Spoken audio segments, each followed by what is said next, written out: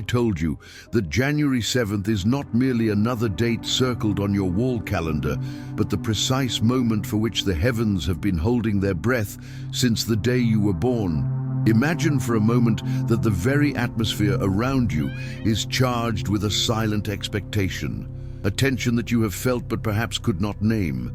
What if missing this specific window of time does not just delay your blessing, but permanently redirects what the divine had wrapped with your name on it to someone else who was simply paying better attention? Consider the possibility that the promise you have cried for, prayed over, and bled for in the quiet hours of the early morning is actually standing at your front door right now. But if you are spiritually asleep on January 7th, it will knock once, find no answer, and depart forever. Listen closely, for this is not a message to be taken lightly. There are days that appear common to the naked eye, days that look like just another Tuesday, another sunrise, another routine cup of coffee. But in the architecture of the Spirit, these days carry the weight of eternity. They are disguised as ordinary, yet they are pivotal. They are the Passover nights where the angel of death passes over. They are the mornings at the Red Sea where the waters part. They are the third day when the stone rolls away and the tomb is found empty. January 7th is one of these days. It is a coordinate in time where the veil between what you have endured and what you are destined for becomes incredibly thin. The noise of the world is deafening right now, and that is by design. There is a force working overtime to whisper in your ear that this is just religious hype, just another date, just another video on your screen. But your spirit knows better, doesn't it? That is why you could not scroll past this. That is why something deep within your bones began to tremble the moment you saw this date. The number 7 is not arbitrary. It is the number of divine perfection, of wholeness, of the Creator's rest. It is the number that appears when the heavens are about to complete what the earth has tried to abort. You are standing on the precipice of a completion cycle, and the danger is not in the battle itself, but in the distraction that seeks to make you miss the victory. If you are ready to expand your awareness and finally step into the destiny that has been calling your name, I invite you to subscribe to the channel now and join us on this journey of awakening. Think back to the ancient stories that form the bedrock of our spiritual understanding. Consider the Israelites in Egypt. The divine instruction given to Moses was specific. About midnight will I go out into the midst of Egypt. The timing was not a suggestion. It was the mechanism of deliverance. Midnight was not just a time on the clock. It was the appointed hour. Every household that ignored the instructions, every family that treated that night as if it were just like any other night under the oppression of Pharaoh, woke up to devastation.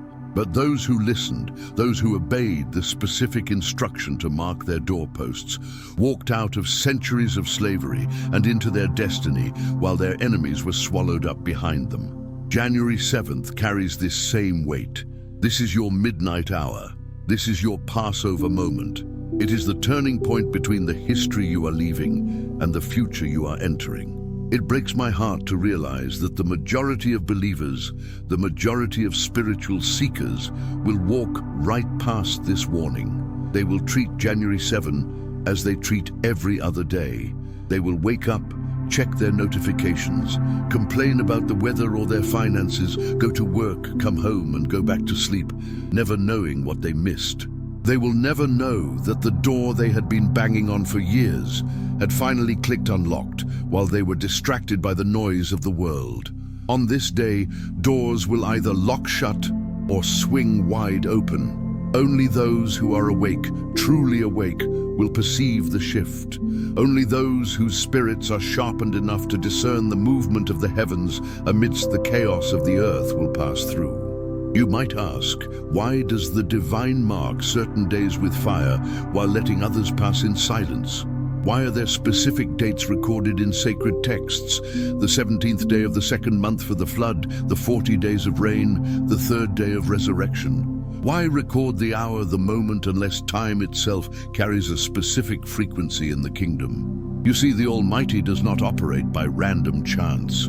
The Creator does not throw darts at a calendar and decide to do something special on a whim. Every date marked is a divine fingerprint. Every appointed time is a cosmic hinge upon which your destiny turns. And January 7th, this date that is burning in your spirit right now, is no accident. It is a scheduled appointment. Reflect on the experience of Moses on Mount Sinai. The ancient texts tell us that the glory of the Lord abode upon Mount Sinai, and the cloud covered it for 6 days. For 6 days, Moses had to wait.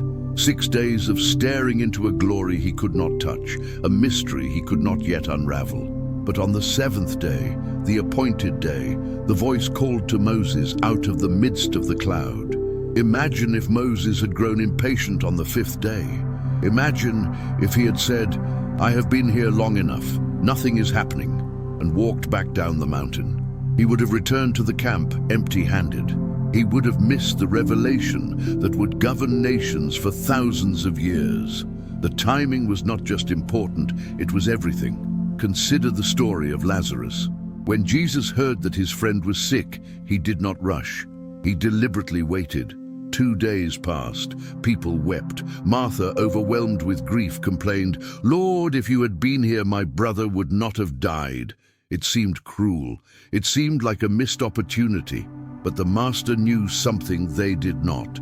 He was waiting for the 4th day, the day when, according to the tradition of that time, the soul was believed to have permanently left the body. Why? Because the resurrection needed to be undeniable. The timing was not negligence, it was strategy. It was designed so that the glory would be maximized. Now listen to me clearly. January 7th is encoded with the number that appears when God is completing a divine cycle. You have been waiting, haven't you? You have been praying the same prayer for so long that your spirit feels calloused. You have been believing for the same promise until your faith feels like a muscle that has cramped from overuse. You have been checking your bank account, your health report, your relationships, wondering if the divine has perhaps lost your address. But what if January 7th is your moment of breakthrough? What if the angel assigned to your advancement has been battling in the invisible realm? And this date is when he finally breaks through the resistance. There is a terror in this truth that keeps me awake at night, praying for those who will not hear this warning. Missing January 7th is not like missing a birthday party where you can show up late with an apology and a gift. This is the closing of an era. This is the day when the manna stops falling because you have stepped into Canaan. This is the moment when the old season seals shut behind you and the new one opens ahead, but only if you are positioned correctly. Think of the Israelites at the Red Sea. There was a specific moment when the complaining had to stop and the movement had to begin. Miss that moment, and the army of Pharaoh overtakes you. Wait too long, and the waters collapse before you cross. The timing was not a suggestion. It was survival. January 7th carries the same weight for the chosen ones living in these times. You're not just approaching another day on the calendar. You are approaching the conclusion of a spiritual equation that has been calculated since before you were born. Every test you have passed has added to it. Every night you refused to quit has multiplied it. Every tear you shed in secret has been accruing interest in the economy of heaven. And January 7th is when the vault opens. And hear this with trembling. If you are distracted when the vault opens, if you are scrolling through social media when the heavens are calling your name, if you are complaining about yesterday when God is handing you tomorrow, the vault will close. And it will not open again simply because you knock. Divine time operates in windows, not in warehouses. Miss the window, and what was meant for you is reassigned to someone whose spirit was awake. This is not about scaring you into obedience. It is about awakening you to opportunity. The divine does not mark days to trick you. He marks them to position you. January 7th is your appointed time, your kairos moment wrapped in 24 ordinary hours that carry extraordinary weight. If you miss this, You are not just losing a day, you are breaking a chain that the heavens have spent years preparing to burst from your wrists. You are walking away from the prison door at the exact moment the guard is turning the key. You are leaving Egypt the night before the Red Sea opens. Can you afford to do that? Can you afford to treat this as just another message, just another date, just another piece of spiritual content you consume and forget before dinner? If this message is resonating with your spirit, if you feel the weight of this truth, take a moment to like this video. It signals to the universe and to your own psychology that you are paying attention, that you are listening. Let me paint a picture for you of what happens when the chosen ones ignore divine appointments. You want to know the cost of missing January 7. Let me show you an image so vivid, it should haunt your complacency. That blessing that God wrapped with your name. The one He has protected, prepared and positioned for decades. It does not sit there waiting forever. When you miss your appointed time, heaven does not pause. It redirects. That miracle is handed to someone else who was awake enough to recognize the moment. The ancient story of Esau is a brutal reminder of this reality. Esau was the firstborn, the heir to the blessing of Abraham, the one entitled to the double portion. But he traded his birthright for a bowl of red lentillas. He traded permanent legacy for temporary satisfaction. The scripture says he despised his birthright. He didn't forget it. He didn't lose it. He despised it. He treated the Holy Covenant as if it were common trash because his flesh was louder than his future. Years later, when Esau finally woke up and realized what he had lost, the text says he cried with a great and exceedingly bitter cry, but it was too late. The blessing had already passed to Jacob. The birthright was gone, and no amount of tears, no amount of begging, no amount of regret could bring it back. That is the sound of a man who missed his moment. It is the sound of regret when it is too late to fix. How many moments have you already missed in your life? January 7th is that train arriving at the station. You can hear the whistle. You can feel the rumble under your feet. But here is what most people fail to understand. This train does not turn around. It does not make return trips for those who were running late. It arrives once, the doors open for exactly as long as the divine has ordained, and then it is gone. And the cruelest part, you won't know what you missed until you see it moving down the tracks with someone else on board. There is a verse in Hebrews that speaks of Esau, saying he found no place for repentance, though he sought it diligently with tears. He sought it, he begged, he cried, but the door had shut, the moment had passed, the blessing had moved. This is what happens when you treat covenant moments as casual appointments, when you let comfort outweigh your calling, when you choose the temporary over the eternal.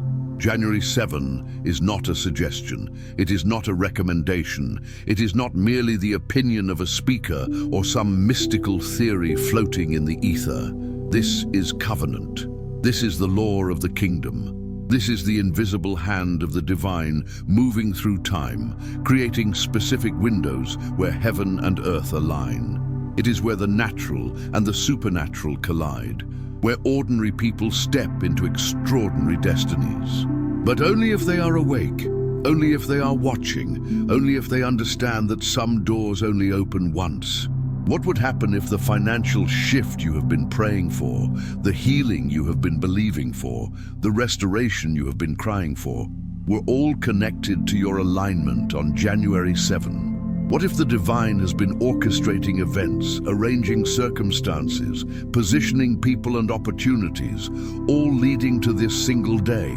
And what if you miss it because you were too busy, too distracted, too comfortable, or too cynical to pay attention? There is a profound sadness in the account of Jesus weeping over Jerusalem. He looked at the city and said, "You did not recognize the time of your visitation." They missed their moment. The Messiah walked their streets, breathing their air, and they were too religious, too proud, too blind to see him. And what was the result? Decades later, that city was destroyed, stone by stone, life by life, all lost because they did not recognize their day. January 7th is your day of visitation. The question that will determine your destiny is simple and terrifying. Will you recognize it? Or will you be like Jerusalem, weeping over ruins, wondering what you lost? As we dive deeper into this mystery, I want you to consider the nature of fullness. The number 7 signifies fullness. When a cup is full, it cannot take another drop without spilling over. The spillover is the manifestation. For years, you have been filling your cup with prayers, with endurance, with faith. You have been pouring into the spiritual realm, often seeing nothing in the physical realm to show for it. You have felt like you are pouring water into a void. But the physics of the Spirit dictate that nothing is ever lost. Every prayer is stored. And January 7th represents the moment the surface tension breaks. It is the moment of the spillover. But here is where the enemy attacks. Just before the spillover, the enemy sends the spirit of heaviness. Have you felt it? A sudden, inexplicable lethargy? A desire to just give up, to sleep, to stop pressing? That is not depression, that is resistance. The enemy knows the date too. The dark forces are aware of the calendar of heaven. They know that if you push through on January 7th, you become dangerous, you become unstoppable. So they send distractions. They send old arguments with spouses. They send sudden financial hiccups. They send fatigue. All designed to make you take your eyes off the prize on the very day you are meant to grab it. If you have felt this sudden heaviness or distraction trying to pull you away from your focus, declare your victory in the comments. Write, "I am awake," to solidify your stance against the fog of distraction. Let us look deeper into the mechanics of this day. Why January 7? It is the 7th day of the first month. The first month represents new beginnings, the Genesis, the start of a cycle. The 7th day represents the completion of the foundation.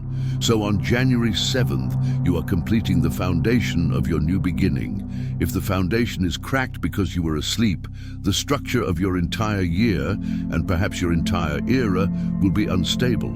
But if the foundation is sealed with presence, with prayer, with awareness, then what you build this year will withstand every storm. Think of the walls of Jericho. They marched for 6 days in silence. Can you imagine the taunts from the people on the wall? Can you imagine the internal doubt? We are just walking in circles. This is foolish. Nothing is happening. But they had an instruction. Keep walking. Don't speak. Just align. Then came the 7th day, and on the 7th day they marched 7 times, and then a shout, a specific sound released at a specific moment, and the walls, impenetrable, ancient, massive, collapsed into dust. January 7th is your 7th day. You have been walking in circles around your problem. You have been looking at the walls of debt, sickness, loneliness, or stagnation, and it feels like foolishness. But the cycle is ending. The shout is about to be released. However, the shout requires breath. If you are breathless from anxiety, you cannot shout. If you are breathless from chasing worldly validation, you cannot sound the trumpet of victory. You must be centered. You must be filled with the breath of the Spirit. This is why the preparation for January 7th is as important as the day itself. You cannot enter this day frantic. You must enter it focused. There is a mystery in the story of the 10 virgins. 5 were wise, and 5 were foolish. They all had lamps. They all had the appearance of being ready. They all fell asleep while waiting for the bridegroom. But the difference was in the oil. The wise had extra oil in their vessels. The foolish did not. When the cry went out at midnight, again that specific timing, the foolish had to leave to buy oil, and while they were gone, the door was shut. When they returned, they were locked out. The oil represents the internal life, the secret place, the accumulated intimacy with the divine. You cannot borrow this connection on January 7th. You cannot ask your pastor, your spouse, or your favorite YouTube channel to give you their oil. You must have your own. This is why I am urging you now. Check your lamp. Is there oil? Or are you running on fumes?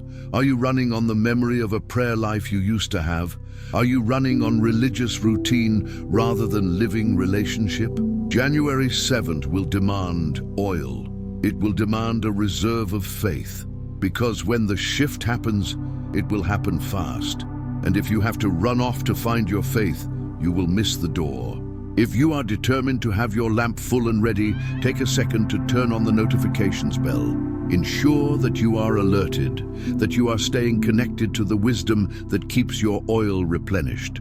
Let's talk about the redirection of blessings. This is a spiritual law that many are uncomfortable with, but it is biblical and it is real. In the parable of the talents, the man who buried his talent had it taken from him. And to whom was it given? It was not thrown away. It was given to the one who had 10 talents, the one who was productive, the one who was aligned. The blessing that is rejected by one is received by another. There are blessings hovering over your lineage right now that previous generations lost because they were not awake. There are mantles of prosperity, of healing, of influence that your grandfather or great-grandmother dropped because they didn't know the time of their visitation. These unclaimed promises are looking for a landing strip. January 7th is the day you clear the runway. You are the redemption of your bloodline. You are the one chosen to pick up what others dropped. That is why the warfare has been so intense against you. That is why you have felt like the black sheep, the outcast, the one who never quite fit in. It is because you were designed to carry a weight that they could not. But to carry it, you must be present. You must be here now, fully conscious of the magnitude of this day. Do not let the simplicity of the date deceive you. Naaman the Syrian almost missed his healing because the instruction was too simple. Go wash in the Jordan 7 times. He was offended. He wanted a grand show. He wanted the prophet to wave his hand and call down fire. He didn't want to dip in a muddy river. But his servant told him, if the prophet had told you to do some great thing, would you not have done it? Naaman humbled himself, dipped 7 times, and his flesh was restored like that of a child. January 7th is your Jordan River. It seems simple, just a date, just a day. But if you humble yourself and recognize the divine instruction in the simplicity, your restoration is guaranteed. Now, how do you practically prepare for this? What does it look like to not miss January 7th? It does not mean you have to stay awake for 24 hours praying without ceasing. It is a posture of the heart. First, silence the noise. In the days leading up to January 7th, and specifically on the day itself, be careful with your inputs. Turn off the news. Step back from the endless scrolling. Protect your ear gates and your eye gates. The enemy enters through the gates. If you fill your mind with the chaos of the world, you will not be able to hear the whisper of the Spirit. God speaks in a still, small voice. If your internal world is a construction zone of noise, you will miss the instruction. Second, engage in aggressive gratitude. Gratitude is the frequency of reception. When you are grateful, you are telling the universe, I am ready for more. Complaint is the frequency of rejection. When you complain, you are building a wall between you and the blessing. On January 7th, let no complaint leave your lips. Even if things go wrong, even if the car breaks down, even if the coffee spills, praise. Shift the atmosphere with praise. Confuse the enemy with your gratitude. Third, let go of the old identity. You cannot walk into a new season wearing old clothes. The identity of the victim, the identity of the struggling one, the identity of the lonely one, these must be shed. You must begin to wear the identity of the blessed one, the chosen one, the victorious one. As a man thinketh in his heart, so is he. On January 7th, you must think of yourself as the person who has already received the promise. If you are ready to shed that old skin and step into your true power, share this video with someone else who needs to wake up. Being a catalyst for someone else's awakening often triggers your own. Let us return to the concept of the open door in Revelation. The text says, I have set before you an open door and no man can shut it, but it also implies that you must walk through it. God opens the door, he does not push you through it. January 7th is the opening. The walking is up to you. Walking requires action. It requires a step of faith. It might mean finally writing that business plan. It might mean sending that email. It might mean forgiving that person you swore you would never forgive. The act of walking through the door is often an act of obedience that defies your feelings. Your feelings are not the truth, they are the weather. The truth is the landscape. The landscape is that you are a child of the Most High, destined for greatness. The weather might be stormy, you might feel afraid or unworthy, but the landscape remains. Walk by what you know, not by what you feel. On January 7th, your feelings might scream, I am tired, but your spirit must scream, I am ready. The tragedy of the almost is what we are trying to avoid. There are millions of people in the graveyard of almost. They almost made it. They almost broke through. They almost saw the promise. They stopped at the border of the promised land because the giants looked too big. Do not be a citizen of the land of almost. Be a citizen of the land of fulfillment. The difference is often just one more day of holding on, one more day of believing. January 7th is that day. I want you to visualize the timeline of your life. See the past, with all its pain, its lessons, its brokenness. See it as a school, not a prison. You learned what you needed to learn. Now visualize a line in the sand. That line is January 7th. Step over it in your mind. Feel the shift in the atmosphere. On the other side of that line, the air is clearer. The burden is lighter. The favor is heavier. This is where you're going. Do not look back. Lot's wife looked back and turned into a pillar of salt, frozen in a moment of transition. Do not freeze. Keep moving. There is a specific grace available on this day for the restoration of lost time. The promise in Joel is, I will restore to you the years that the locust has eaten. Think about that. Not just the money, not just the health, but the years, time itself. How can God restore time? He accelerates your progress. He makes 1 year of your life produce the fruit of 10 years. This is the acceleration of the chosen ones. What took your ancestors 40 years will take you 4 months. What took others a lifetime will take you a season. But this acceleration is triggered by alignment. January 7th is the trigger point. As we approach this date, you might feel a strange cocktail of excitement and anxiety. That is normal. Your body is reacting to the high voltage of the spiritual reality. Do not medicate the anxiety with distractions. Sit with it. Breathe through it. Let it transform into anticipation. It is the adrenaline of the runner before the gun goes off. You are on the starting blocks. The race is about to begin. I want to speak to the weary ones, the ones who are saying, I have heard this before. I have hoped before and been disappointed. I honor your pain. Hope deferred makes the heart sick. But let me tell you, the cure for a sick heart is not cynicism. It is a fresh encounter. Do not let your past disappointments dictate your future possibilities. The fact that it hasn't happened yet is not proof that it won't happen. It is evidence that the timing wasn't right. The baby is not born in the 3rd month, no matter how much the mother wants it. It is born in the 9th month. You are in your 9th month. The pressure you feel is not death, it is birth. If you are claiming your restoration and refusing to give in to weariness, leave a comment below sharing one thing you are believing for in this new cycle. Let's flood the atmosphere with testimonies before they even happen. Remember the story of Peter walking on water. He did the impossible as long as his eyes were fixed on the Master. The moment he looked at the wind and the waves, the distractions, he began to sink. January 7th is your water walking moment. The circumstances around you might be stormy, the economy might be shaking, the world might be in chaos, but if you lock eyes with the divine, you will walk on top of what is drowning everyone else. You will operate by a different set of laws. The laws of the kingdom supersede the laws of the world. This is the essential guide for the chosen ones. You have been marked. You have been set apart. You have felt different your whole life because you are different. You were not made to fit into the systems of this world.